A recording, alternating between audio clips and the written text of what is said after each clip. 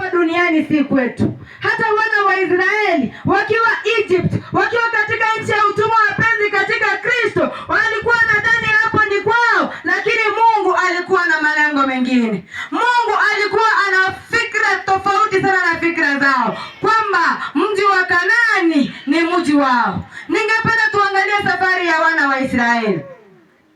Wana wa Israeli walipokuwa katika nchi ya utumwa, walisema kwamba wamefika na walikuwa wamezoea, kwa sababu pale walikuwa wanateswa, lakini walikuwa wanapata chakula cha bure kabisa. Lakini Mungu alikuwa pamoja nao. Lakini kunao wale ambao walimlilia Mungu kwa ajili ya ukombozi. Na Mungu kwa sababu ni Mungu mwenye upendo wapenzi. Ni Mungu mwenye haki wapenzi katika Kristo. Aliwahurumia wana wa Israeli. Nami mchana wa leo nakwambia kwamba zile shida zote ambazo unazipitia wapenzi katika Kristo, kama Mungu ni Mungu mwenye upendo, atakuonekania na atakuokoa. Haleluya. Walipokuwa wanapitia zile shida wapenzi katika Kristo, Mungu akasikia kilio chao na akaona kwamba waweze wakatoka katika ile nchi ya utumwa, na akamtumia mtu wake Musa ili aweze akatoa wale wana wa Israeli katika nchi ya utumwa. Safari ya wana wa Israeli mchana wa leo nailinganisha na safari yetu sisi kama Wakristo tunaoenda mbinguni. Lakini najua ni wengi ambao tumesikia sauti hii tangia Jumatatu iliyopita na bado lengo lako si la kwenda mbinguni. Wapenzi katika Kristo, mbinguni ni mji mzuri. Chunga sana nafasi yako isichukuliwe. Manake kunao watu wengine ambao watatoka nyuma na watachukua nafasi yako. Siku nyingine katikati ya wiki tulijifunza kwamba retained or replaced. Kunao wengine katika safari hii ya mbinguni ambao tumewadarau wapenzi katika Kristo, lakini nawaambia kwamba chunga wewe ambao umesikia sauti hii, chunga wewe ambao unalitazama siku ya leo, mtu mwingine atachukua nafasi yako. Angalia mtu kama Zakayo, alipata wokovu nyumbani wake, lakini watu mkubwa sana ulikuwa unaandamana naye. Take care or else your place in heaven will be replaced. Wapenzi katika Kristo, safari ya wana wa Israeli haikuwa rahisi. Walifika wakapita bahari, wakafika jangwani, wakalalamika, wakapata na vikwazo vingi, lakini kwa sababu Mungu ni Mungu mwenye upendo, alijua kwamba pale ambapo walikuwa wanakaa si kwao, na kwao kulikuwa Kanaani. Na Mungu vile vile anajua kwamba hapa tulipo duniani pamejaa shida, pamejaa dhiki, pamejaa magonjwa, vikwazo ni vingi, na kwetu ni mbinguni wapenzi katika Kristo. Aliweza kuongoza safarini. Tunaona kwamba mchana alikuwa anaongoza na nini? Alikuwa anaongoza na a pillar of cloud. Alafu na usiku moto ulikuwa unafanya nini? Ulikuwa unawaongoza. Mungu ni Mungu mwenye upendo. Ni Mungu mwenye haki. Wapenzi katika Kristo, nitarudia hii kusema kwamba kama haujui Mungu ni Mungu mwenye upendo, hebu yatafakari haya. Wengine wetu tumepita barabarani na tumefika kanisani siku ya leo. Kunao wengine walipita barabara ile, lakini cha kushangaza wakafariki, hawakufika walikokuwa wanaenda. Uligonjeka wakati mmoja, ukaenda hospitali, ukalazwa, ukapewa tembe, ukapona. Uko hapa mchana wa leo, Sabato ya leo, uko popote ulipo unanisikia, lakini kumbuka kwamba kunaye mtu ambaye alilazwa kile kitanda ambacho ulilazwa ukatoka, lakini akafariki. Bwana Yesu asifiwe. Mungu ni Mungu mwenye upendo. Aliwaongoza wana wa Israeli. Aliwaongoza mchana na usiku, kuambia kwamba sitawaacha kama mayatima. Hivyo binadamu tumeanza kuzama katika dhambi, lakini mchana wa leo Mungu anasema kwamba njooni kwangu, kwa sababu mimi si kuja kuwatafuta wale ambao wamejua ukweli, lakini alikuja kutufia mimi na wewe ambao tunazidi kufanya dhambi kila kuchao, kila usiku wapenzi katika Kristo. Mungu ni Mungu mwenye upendo. Wakafika jangwani. Jangwani wana wa Israeli walipitia matatizo mengi sana. Hapo wakapita wakakosa chakula, wakapitia njaa, kulikuwa na kiu, shida ni mengi. Unakumbuka hata pale jangwani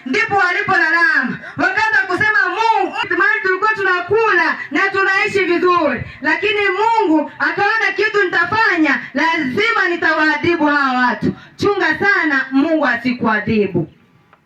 Chunga sana kiboko cha Mungu kisikufikie. Umesikia ujumbe huu? Wana wa Mungu, chunga sana ghadhabu ya Mungu isikufikie. Wana wa Israeli jangwani waliweza hata kuumwa na nyoka, lakini kwa sababu bado Mungu ni Mungu mwenye upendo, akaona kwamba wasiangamie wote, kwa sababu hao ndio amewaokoa kutoka nchi ya Misri. Akamwamuru Musa akatengeneze nyoka wa shaba, akamtunike mtini, ili yeyote atakayetazama yule nyoka atapata nini? Atapata kuishi. Hivyo ndivyo tulikuwa tumepotea. Ndio Mungu akaona kwamba hawa binadamu nimewaomba kupitia kwa mkono wangu. Vile tu wana wa Israeli waliweza kupotea wapenzi katika Kristo, wakaanza kunung'unika bila kukumbuka yale makuu ambayo Mungu amewafanyia. Wakaacha kukumbuka yale ambayo Mungu amewatendea katika safari yao. Kumbuka hata bahari ya Shamu, Mungu kupitia kwa mkono wake aliweza kuwaongoza na akawavusha katika bahari ya Shamu, na jeshi la Farao likafanya nini? Likaangamia. Wanadamu tu wepesi wa kusahau. Wanadamu tu wepesi wa kusahau. Ndio maana Bwana ameona ni bora siku ya leo tukaweza kukumbushana kwamba yes, tuko duniani, tuko na makwetu, lakini hapa si kwetu. Kunao mji ambao unatusubiria, na huu mji utachaguliwa watu wachache tu. Huu mji ni wa kila mtu aaminie. Ole wako ukafanya moyo wako kuwa mgumu, kwa sababu huyu Mungu ni Mungu mwenye upendo na ni Mungu mwenye haki. Somo letu la siku nyingine kwa nasema kwamba haijalishi ni muda upi utakuja katika Kristo, haijalishi ni wakati upi utakuja katika Kristo, lakini wapenzi, katika Kristo Mungu anasema kwamba dinari ni moja. Yaani kulimaanisha kwamba malipo ni nini? Ni moja. Na hiyo ni nini? Uzima wa nini? Uzima wa milele. So hata ukuje sasa hivi, hata kama ulikuja kitambo, na hata kama bado unakaba kuja kwake, lakini ya kusubiri, there is a danger in waiting. Usisubiri kwa sababu wakati ni sasa, lakini tuharakishe kwa sababu hatujui anakuja lini. Kitabu cha Waebrania kimetuambia kwamba hivi karibuni atakuja na wala atafanya nini? Hatakawia. Wapenzi katika Kristo, get ready. Heaven is our home. Duniani naam, wanaokao tunaishi vizuri, tunazo pesa ambazo zinatutosha. Wanadamu tunajivunia mambo ya dunia, lakini mambo ya dunia ni mambo yanapita. Kunao ufalme unaokuja, ni ufalme wa watakatifu, ni makao ya watakatifu. Mungu mwenye upendo ameweza kutuandalia na haya makao. Hebu jitahidi mchana waliofanya nini ufike pale. Safari ya mbinguni si rahisi. Imejaa vikwazo vingi njiani. Wengi wananung'unika na kurudi nyuma. Wengi wanalalamika na kusema kwamba ni kana Mungu hatuoni, lakini Mungu ni Mungu mwenye upendo. Mipango yake hailinganishi na ya binadamu. Wengine wataanza kuanguka safarini kwa sababu safari hii ni ngumu. Tazama safari ya wana wa Israeli. Waliweza kupitia shida mingi, lakini Mungu katika kila kitengo alikuwa anapitia kilikuwa kitengo cha kuwafunza kwamba huyu Mungu tunayemtegemea ni Mungu mwenye upendo na Mungu mwenye uwezo wa kufanya mambo yote. Aliwapitisha hata bahari ya Shamu. Ni nini hiki kinachokufanya Mkristo sasa hivi unafanya moyo kwa mgumu? Unahitaji Mungu akuje kufanya miujiza gani maishani mwako? Ili hali hata hewa ambayo tunaipumua bure. Hatulipi chochote wapenzi katika Kristo. Tunasubiri nini? Nami nawaambia mchana wa leo kwamba your time has come, and if it has not yet come, that time is now, and the time is now. Praise the Lord. Yaani wakati ni sasa. Usisubiri wakati mwingine. Ya kesho hata mimi siyajui. Mambo ya kesho hata mimi siyafahamu. Kinachoshangaza ni kwamba wana wa Israeli walitoka, watu wengi wakitoka Egypt, lakini waliofika katika nchi ya ahadi ni wachache. Ni wengi tunaonekana kwamba tunafuata maagizo ya Mungu. Ni wengi ambao tunaonekana kwamba tuko pamoja katika safari hii ya mbingu, lakini nafedhehesha kwamba ni wachache ambao watafika. Na kati ya hao wachache wapenzi katika Kristo, ni ombi langu kwamba kati ya hao watu wachache uwe mmoja wao. Mimi sijui nambari ya watu wachache ni wangapi, lakini jitahidi kwamba kati ya wale watu wachache iwe ni wewe. You be counted among those few. Kwa sababu njiani kunazo vitisho vingi. Njiani ibilisi bado, najua kuna ukweli ambao napenda kusema ukweli kwamba Mungu yupo. Bado kifo kipo na shetani yupo. Mambo haya matatu ukiyatafakari utagundua kwamba hauna muda. Ibilisi yupo na Mungu yupo pia. Lakini huyu Mungu kurejea kwake hatujui. Kufa kwetu hatufanyi nini wapendwa? Hatukujui. Leo nipo, uende kata leo ni siku ya mwisho kusikia sauti yangu. Kwa nini? Kuja kwa Kristo mimi sijui. Kifo changu sifanyi nini? Sijui. Ole wangu bado namtegemea binadamu.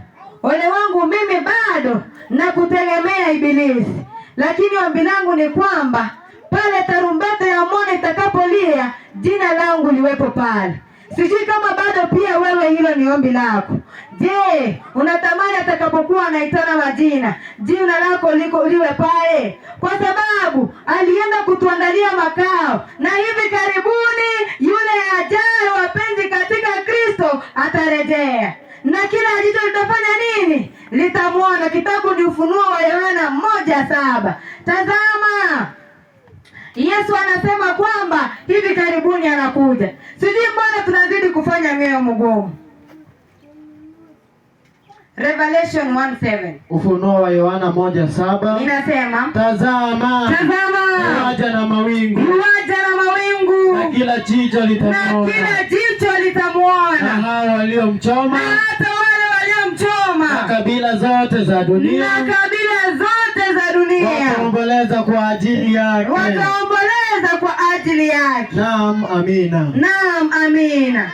Tazama, anakuja mawinguni na kila jicho litamwona. Kinachonifurahisha ni kwamba huyu Yesu tunayemsubiri alimaliza kazi ya kutukomboa. Ambacho kimesalia mchana wa leo ni kwamba atakuja kutuchukua mbinguni, ili alipo na mimi niwe pale, ili alipo na wewe uwe pale. Ole wako bado hujatengeneza mahusiano yako na Yesu Kristo. Katika kitabu cha Yohana 3:16 anasema kwamba ile kile yote amwaminie asipotee, bali awe na uzima wa nini? Uzima wa milele. Anakuja upesi. Kuja kwake mimi sijui. Wana wa Mungu, anakuja upesi. Yatengeneza mapito yako. Uwe mtoto mdogo, uwe mzee, uwe kijana. Ujumbe ni kwamba anakuja upesi na kila jicho litamwona. Na anazidi kukuita. Huenda kama ndio sababu amekupa kipaji cha uhai mpaka siku ya leo ukasikia ujumbe ili ukaweza kuokoka. Atakapokuja mawinguni, hata katika ile kundi litamlaki mawinguni akirejea. Ndugu zangu katika Kristo, anakuja upesi. Duniani tumechoka. Duniani pamejaa shida. Sijui mbona bado tunasema kwamba tutengeneze makao duniani. Hebu harakisha. Makao yetu ni mbinguni. Makao ya furaha ambayo Baba ametuandalia. Ni mji ambao hakuna giza. Pale hakuna magonjwa, hakuna kifo. Tunapoimba hii song yetu tunasema kwamba makaburi yote yatafunguliwa.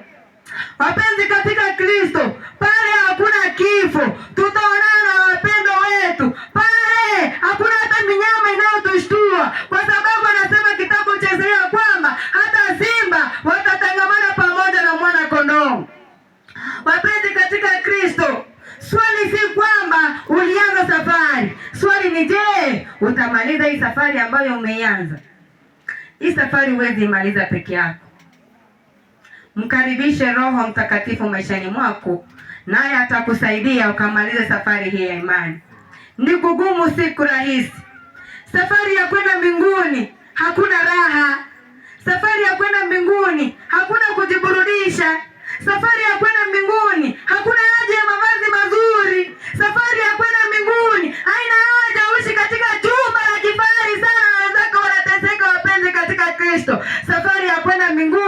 ni wewe na Mungu wako.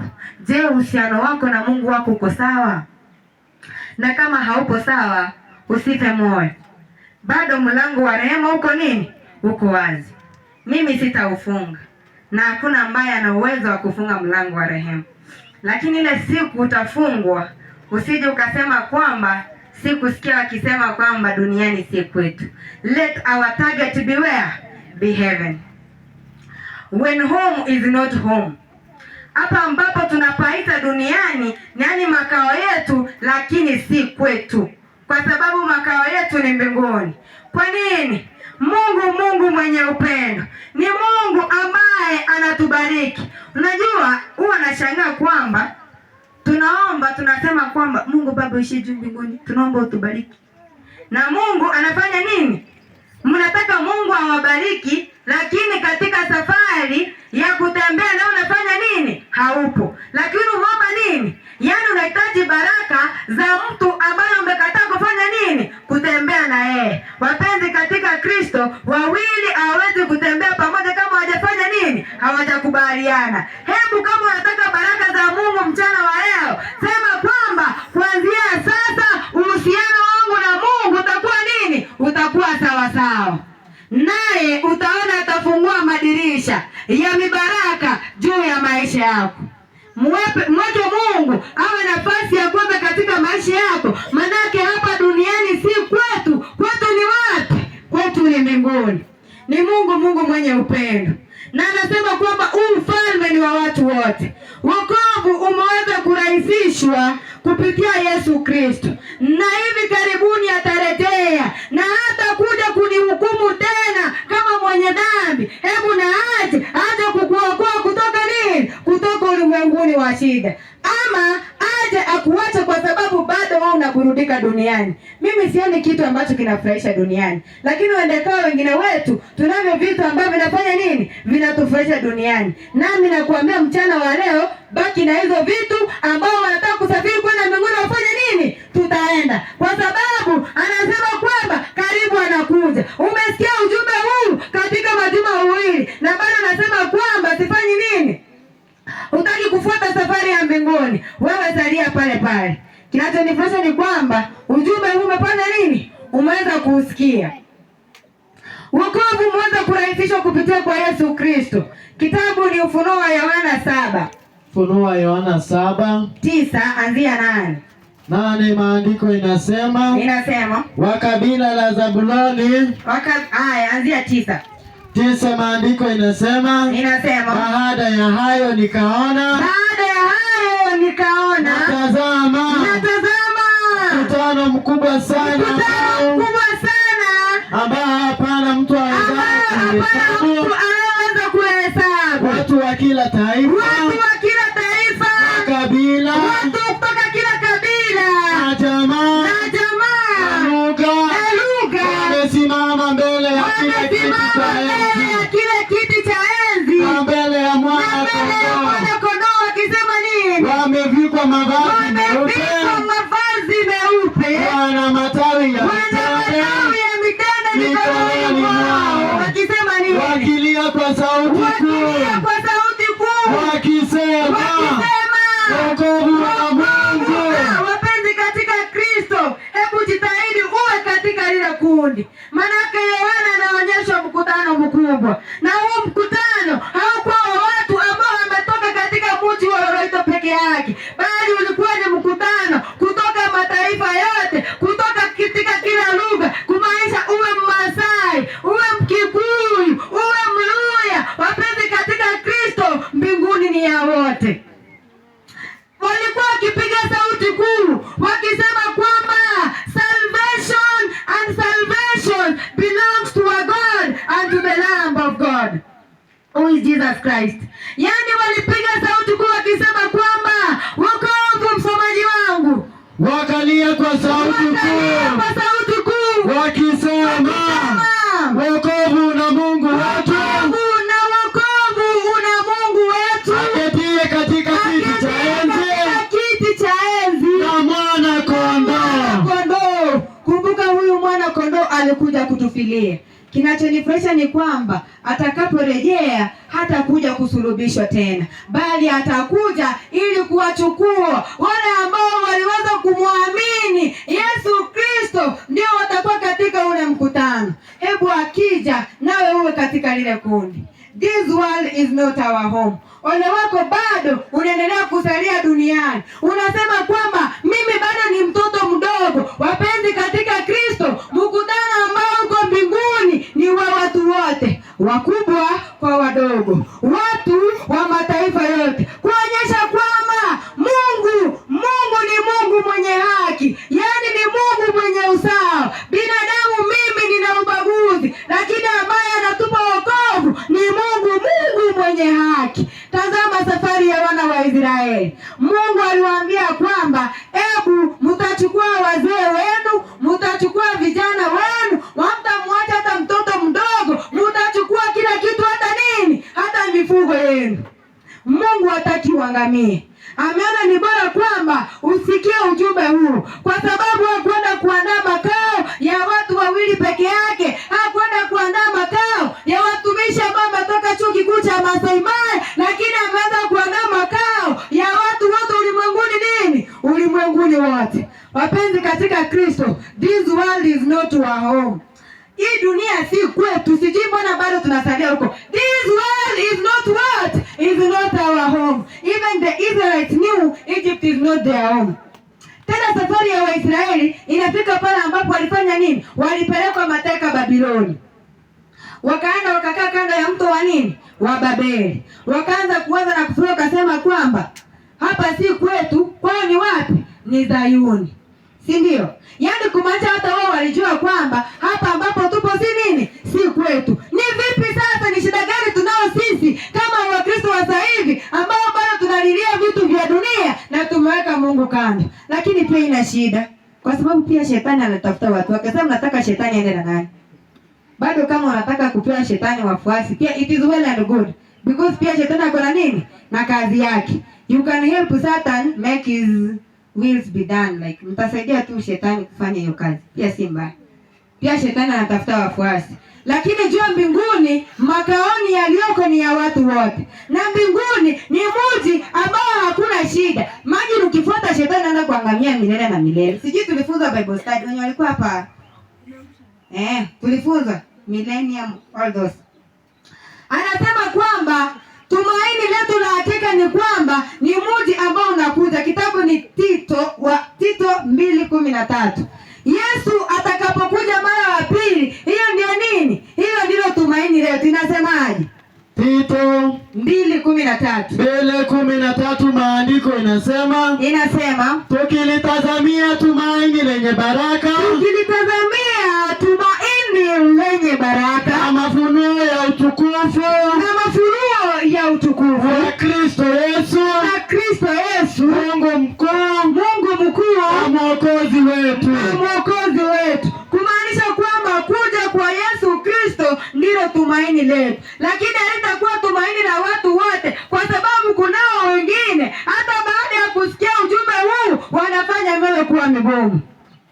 Lakini bado sauti ya Bwana inazidi kiita. Anasema kwamba mlango wa rehema bado hujafungwa, mlango bado uko wazi kwa ajili yangu na wewe. Hataki mtu yeyote aweze kuangamia, lakini anataka kila mtu aweze kufanya nini? Aweze kurithi ufalme wa mbinguni. Wana na binti za mfalme, mchana wa leo naambieni kwamba this world is not our home. Makao haya si kwetu. Duniani si kwetu. Duniani ni kwetu, ni mbinguni, makao ya watakatifu, mji uliopambwa vizuri kwa ajili yangu na wewe. Lakini Yesu Kristo alitufilia wenye dhambi na akafa msalabani. Ndio maana kitabu cha Ufunuo kimetuambia kwamba watu waliokuwa wamekusanyika mkutano mkubwa mbinguni walikuwa wakisema wokovu una Bwana Yesu. Naam, wokovu ni mtu mmoja anapeana, lakini wale ambao wanafaidika kutoka kwa huu wokovu ni watu wengi. Salvation is given unto one person, but the beneficiaries are many. Wokovu umepewa mtu mmoja, lakini wale ambao wananufaika kutoka kwa huu wokovu ni watu wengi. Hebu uwe katika lile kundi, wapenzi katika Kristo. Hata malaika wa mbinguni wanajua kwamba, washashuhudia, wanasema kwamba Yesu Kristo atafanya nini? Atarudia.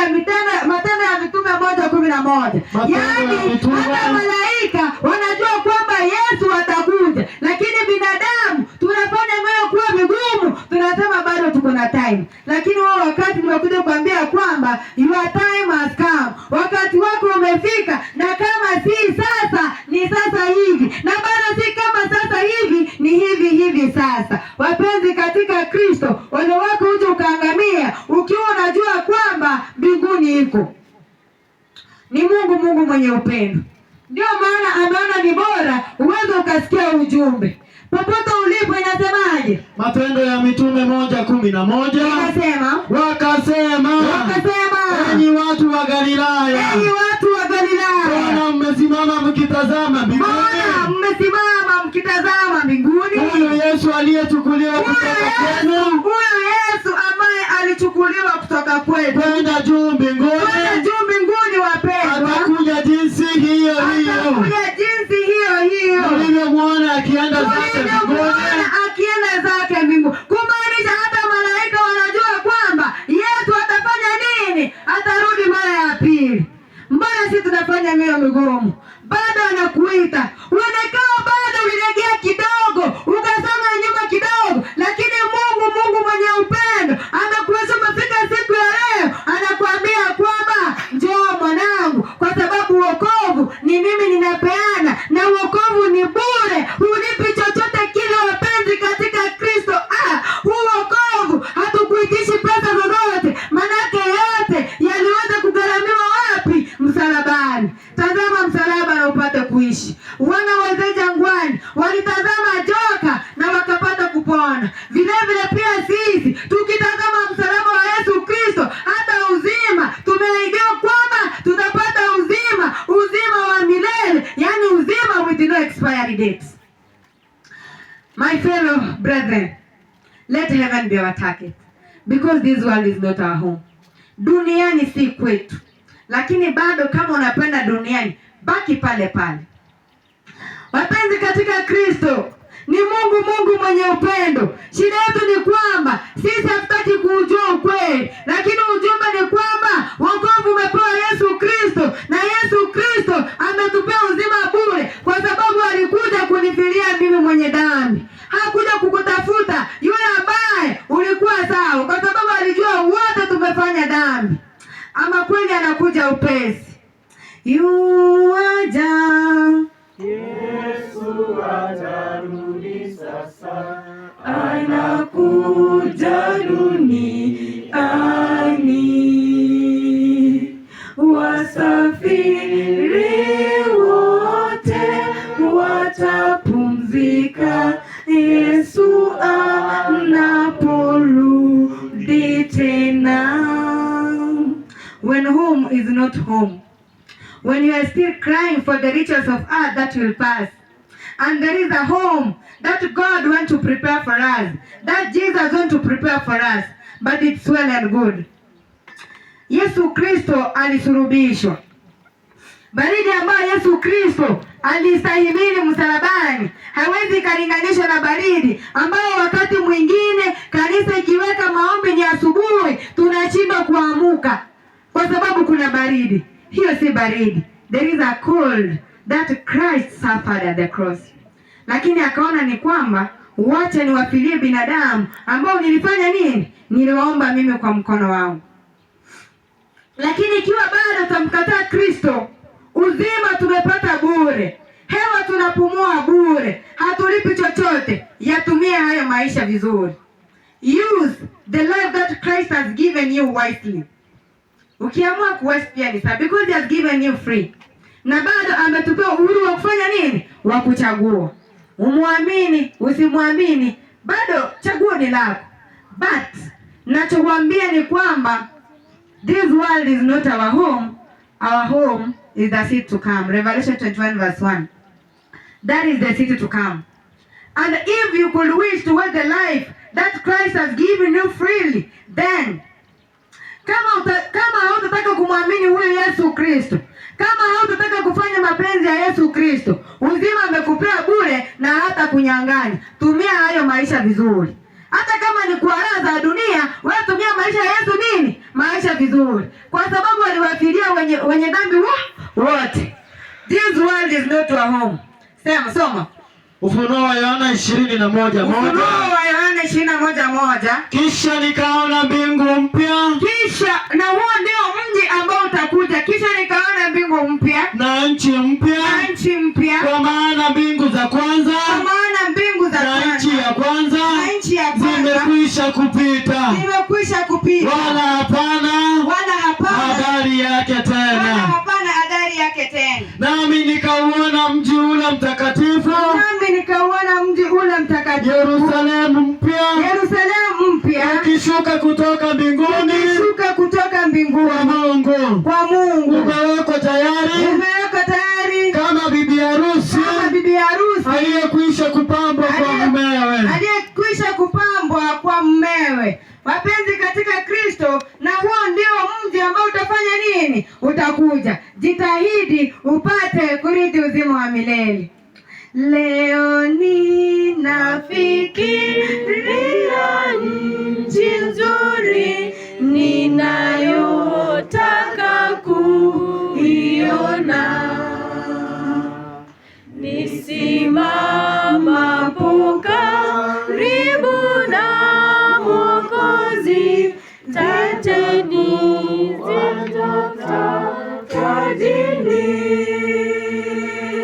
sijui tajini mwangu kama nyota zitang'aa kila wakati nitakapoamka katika majumba,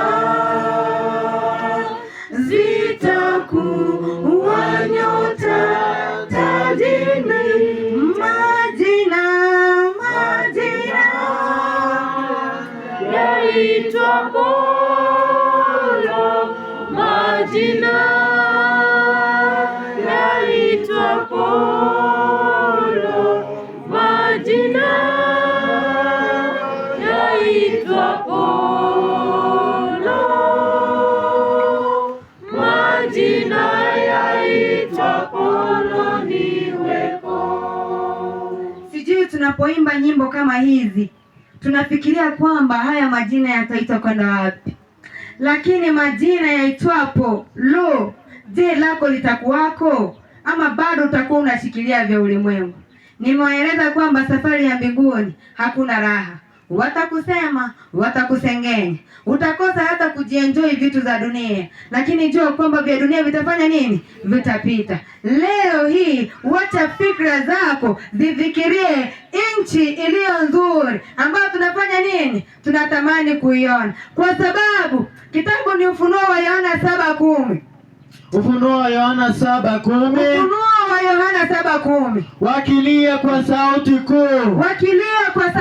Na mapenzi yake. Hebu mkubalie nafasi ya leo katika maisha yako, kwa sababu ni Mungu mwenye upendo, ni Mungu ambaye wokovu